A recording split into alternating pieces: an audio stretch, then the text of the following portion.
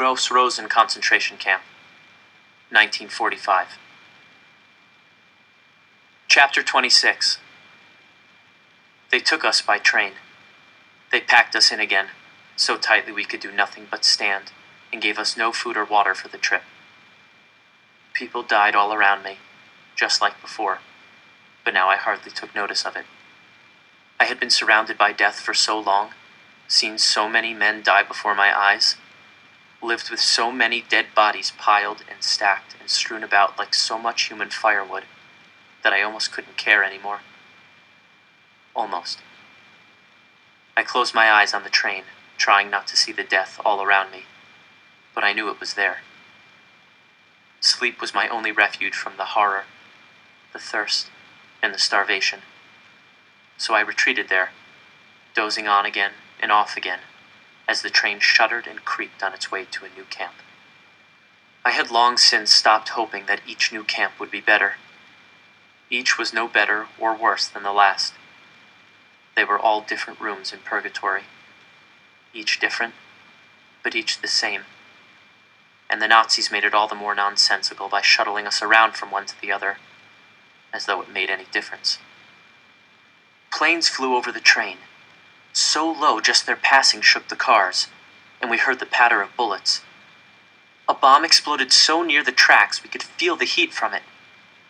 The train stopped, and suddenly I had a vision of a bomb falling right on us, killing us all. And for a moment I wanted it to happen, the way Fred had so long ago. Anything. Anything that would get me out of this nightmare. But the planes went away, and the bombs stopped falling, and the train started to move again. I couldn't have told you if I was more disappointed or relieved. When the door to the train car finally opened at Gross Rosen, our new concentration camp, bodies fell out. We left even more bodies in the cars. Those of us who had survived the trip, who had survived camp after camp after camp, shuffled into Gross Rosen without fear or expectation. Nothing the Nazis could do could surprise any of us now. They gave us our barrack assignments and put us right to bed. I sank into a deep stupor. First thing the next morning, we were put to work right away, with no more time to recover from our torturous train ride, like at Bergen-Belsen. On the train, I had wanted a bomb to fall on us to put me out of my misery. But now that I was back in camp, and it was the awful business as usual, my old instinct to survive kicked in again. If it was a game, then I had my own part to play. The Nazis would try to kill me, slowly, randomly, teasingly. And I would resist. I would work. I would survive. If the Nazis were going to play their game, so was I. The Nazis had needed more workers at Gross Rosen for the war effort. They still believed they could beat the Allies, even though we'd heard that the Russians had taken Warsaw and that Dresden was in flames. Any day now, prisoners whispered among one another. The Allies will be in Berlin, and we will be set free. But not today. Today we built more barracks. As I worked, I told myself there would be another world after this one.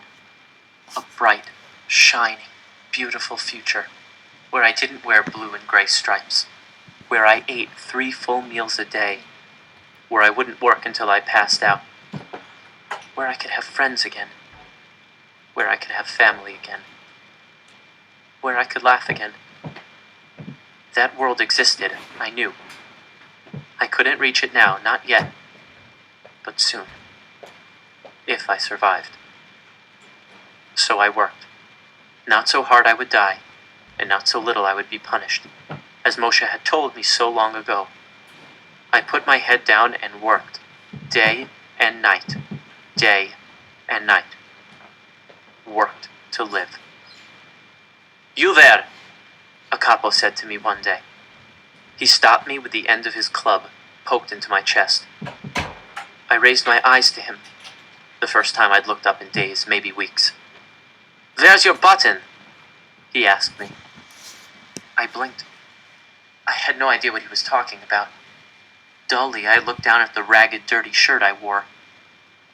The top button was missing. I hadn't even noticed. "I don't know," I said. My voice surprised me. It was nothing more than a croak. I hadn't spoken a word to anyone for days. I licked my lips and tried again. "I must have lost it. You know what the penalty is for losing a button, don't you?" The capo said. 20 lashes. 20 lashes. I was going to be flogged for the crime of losing a button. I closed my eyes. I was too tired to cry, too exhausted to even feel angry. At roll call, I was pulled out of the lines and marched to a wooden horse, a polished, barkless log with 4 wooden feet, and laid over it with my bare back facing up. "Keep count," the Nazi with the whip told me. Crack! My back erupted in pain as the first lash hit me. I jerked on the log, almost falling off, but I grabbed on tighter. If I fell off, it would only be worse for me. "Wann?" I said in Polish. "In German," the soldier said. "We'll start again." Crack! I closed my eyes to the pain. How would I ever survive 20 lashes when 2 hurt worse than anything I'd ever felt before? "Eins," I said. Crack! 2. Crack! 3. Crack! 4. Crack! 5. Crack! 6. Crack! 7. Crack! 8. Crack! 9. Crack! 10. Crack! 1. The Nazi soldier tutted. No, no, no. It is 11. Did they teach you nothing in your Jewish schools before the war? I will teach you. We'll begin again. I remember very little after my lashes were finished. I couldn't even tell you how many I eventually had. Many more than 20. That was certain. When they were finished with me, I was dragged back to the barracks and dumped onto one of the shelves where I passed out. That night, I had a dream. I was in a beautiful green meadow. Yellow wildflowers grew here and there, so tall they swayed in the light summer's breeze. In the distance, a brook burbled happily along, and a great tree beyond it spread its branches wide. I sat in the grass and listened to a cricket chirp nearby, totally at peace. But then a dark cloud appeared on the horizon. Lightning flashed, and thunder rolled over the hills. No, I said, not wanting my perfect afternoon disturbed. But the storm kept coming. Lightning split the air near me, and krakoom! The thunder knocked me down. The earth shook beneath me. The ground cracked and opened. I tried to grab something to stop my fall, but my hands clutched only air. I fell into a deep, black abyss lined with tree roots and rocks, and they struck me as I fell. Crack! Crack! Crack! Crack! Crack! I counted them in German as I fell.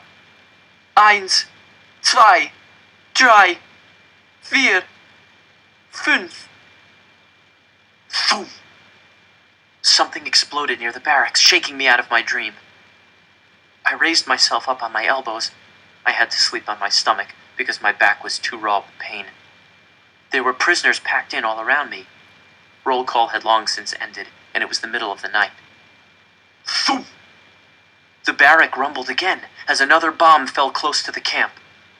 Everyone was awake now, every prisoner, and we watched the roof and waited without a word, waited to see if one of the bombs would fall on us and kill us all. But no. The bombs fell all through the night, and soon we all went back to sleep. Raining death was no reason not to sleep, not when there was work to be done tomorrow. As I lay back down on my stomach, my bloody back still screaming in agony, I remembered my dream. I told myself I would not fall down the hole. I would climb out again. The Allies were getting closer, and I was going to be there to welcome them when they got here.